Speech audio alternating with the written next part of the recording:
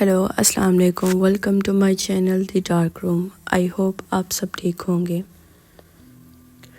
آج کی کہانی ایک ایسی ڈراؤنی حقیقت ہے جو لاہور کے ایک رکشہ ڈرائیور کو پیش آئی۔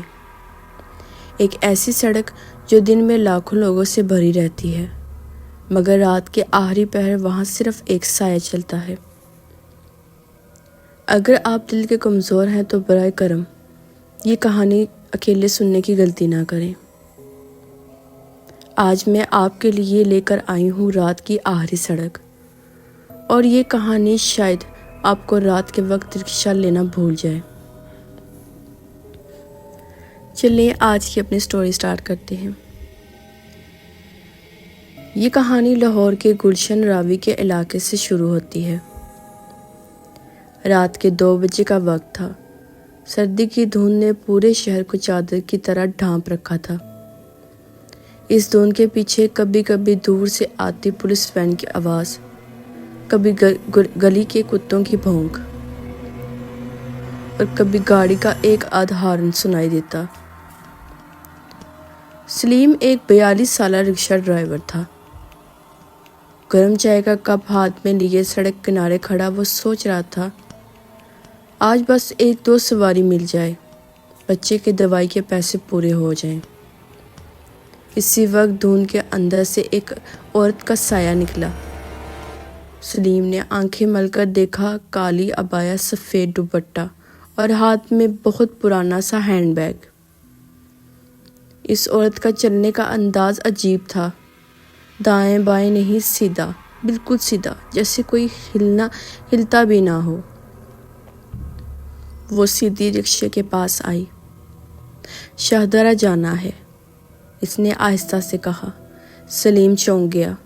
اتنی رات شاہدرہ؟ لاہور کی وہ سڑک جو رات میں بھوت روڈ کہلاتی ہے، لیکن سواریاں نایاب تھی۔ اس نے سر ہلا کر کہا، بی بی جی بیٹھ جائیں۔ عورت پچھلی سیٹ پر بیٹھ گئی، اور ساتھ ہی رکشہ ایک دم جھٹکے سے پیچھے بیٹھ گیا، جیسے کوئی بہت بھاری چیز پیچھے بیٹھ گئی ہو۔ سلیم نے حیرانی سے کانپتی سانس لی، مگر رکشہ چلا دیا۔ گلشن راوی سے شاہدرہ تک لمبا راستہ ہے۔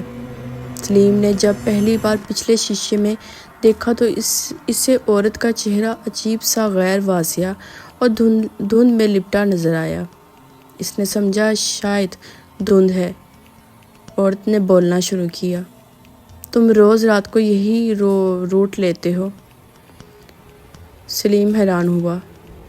جی اکثر، آپ کو کیسے پتہ؟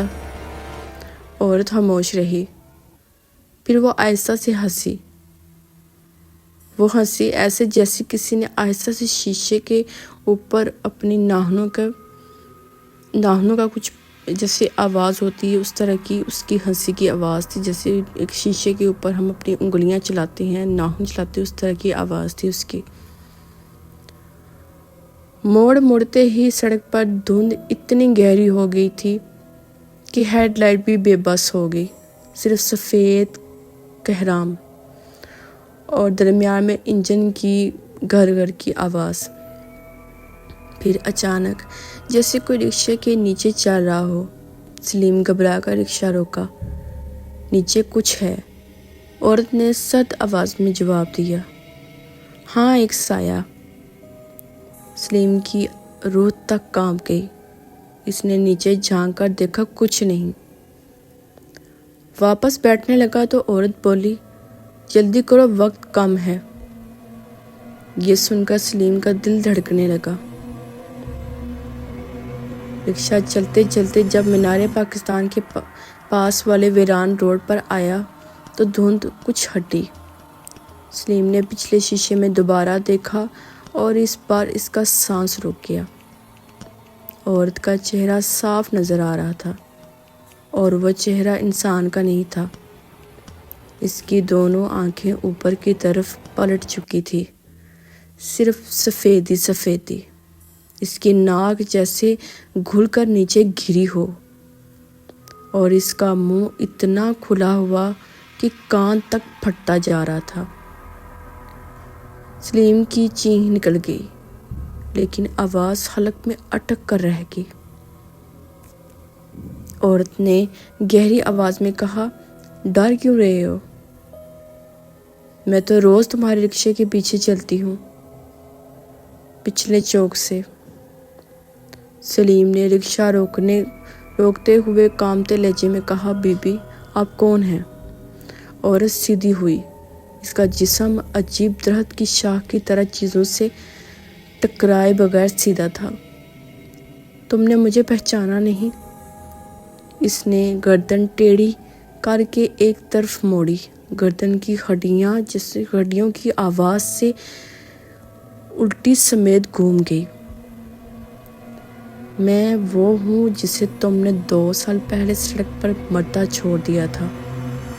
سلیم کا سانس رک گیا۔ 2 سال؟ سلیم کی آنکھیں باہر آئی۔ ہاں 2 سال پہلے اس نے ایک ایکسیڈنٹ دیکھا تھا۔ ایک عورت دھند میں گاڑی کی ٹکر سے زخمی پڑی تھی۔ سلیم ڈر گیا تھا اور رکشہ موڑ کر بھاگ گیا۔ کیا یہ وہی ہے؟ عورت زور سے چیخی، تم نے مجھے مرنے دیا۔ میں نے تمہیں دیکھا تھا، میں نے تمہیں پکارا تھا اور تم بھاگے۔ سلیم لڑزنے لگا، میں ڈر گیا تھا بی بی، خدا کی قسم۔ عورت کا چہرہ اس کے قریب آیا، اس کی سانس ٹھنڈی برف کی طرح تھی۔ آج میں اپنا سفر پورا کرنے آئی ہوں، شاہدرہ تک، جہاں مجھے دفن کیا گیا تھا۔ رکشہ خود بخود چلنے لگا۔ سلیم کا پاؤں ایکسیلیٹر پر نہیں تھا، مگر رکشہ پوری رفتار سے دوڑ رہا تھا۔ جب وہ دریائے راوی کے پل پر پہنچے تو عورت نے کہا، بس یہی جگہ ہے۔ رکشہ پل کے بیچ جا کر رک گیا۔ عورت نیچے اتری مگر اس کے قدم زمین کو چھوئے بغیر چل رہے تھے۔ پل کے بیچوں بیچ کھڑی ہو کر اس نے سلیم کی طرف دیکھا۔ آج میرا آخری سفر پورا ہو گیا، اب تمہاری باری ہے۔ سلیم کانپنے لگا۔ میری باری؟ عورت کی آنکھیں ایک دم سیاہ ہو گئی۔ ہر ڈرائیور ایک بھٹکی روح کو چھوڑ کر نہیں جا سکتا، کچھ کو ساتھ لے جانا پڑتا ہے۔ یہ کہہ کر وہ دھند میں غائب ہو گئی۔ مگر اس کے جانے کے فوراً بعد سلیم نے کسی چیز کو اپنے کندھے پر ہاتھ رکھتے محسوس کیا۔ وہ مڑا اور دیکھا کوئی نہیں تھا، لیکن اس لمحے رکشہ خود بخود پل سے نیچے پیچھے کی طرف سرکنے لگا، جیسے کوئی اسے دھکیل رہا ہو۔ سلیم چیختا رہا مگر اس کی آواز دھند میں گم ہو گئی۔ اگلی صبح لوگوں کو پل کے کنارے سلیم کا رکشہ ملا، بالکل خالی۔ صرف پچھلی سیٹ پر سفید دوپٹے کا ایک پھٹا ہوا ٹکڑا پڑا ہوا تھا۔ دوستو، کہانی ختم نہیں ہوتی دوستو، کیونکہ لاہور کے رکشہ ڈرائیور آج بھی کہتے ہیں کہ رات کے آخری پہر شاہدرہ کی سڑک پر ایک کالی عبایا والی عورت ہاتھ دیتی نظر آتی ہے۔ جو اسے بٹھا لے وہ کبھی واپس نہیں آتا۔ اگر آپ کو یہ کہانی پسند آئی ہو تو دی ڈارک روم کو سبسکرائب کریں۔ آپ کا ایک سبسکرائب مجھے نئی ڈراؤنی کہانی لانے کی ہمت دیتا ہے۔ ملتے ہیں اگلی خوفناک رات میں۔ اپنے ڈھیر ساری دعاؤں میں مجھے یاد رکھیے گا۔ اللہ حافظ۔